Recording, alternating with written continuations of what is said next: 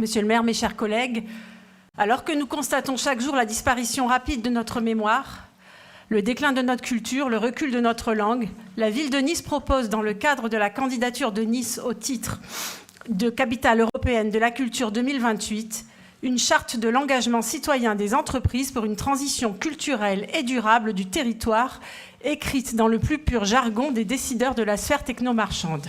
Donc voici un petit extrait pour ceux qui n'auraient pas eu le temps de la lire.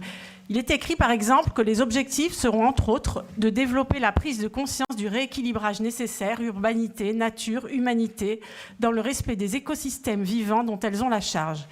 Que les forces vives du monde économique font le pari de la créativité et du pouvoir de la culture pour relever le défi humain de l'adaptation au pouvoir climatique, affirmant ainsi leur conviction en la capacité des artistes et des créatifs de tous horizons à réinventer une communauté globale du vivant, collaborative avec les habitants, les écosystèmes locaux naturels et humains, etc.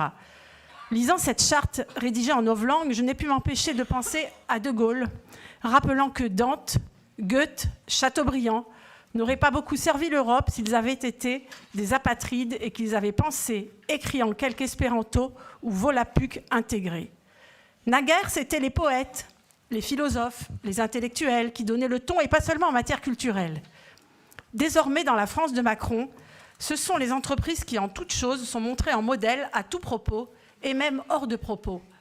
La France, comme la culture, devant être gérée comme des entreprises.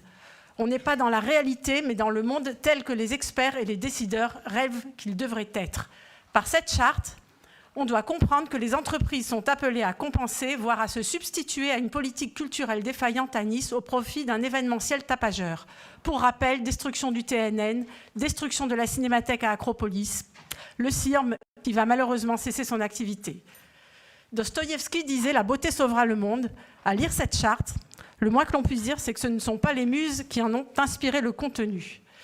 Notre groupe s'abstiendra donc concernant cette délibération. Je vous remercie.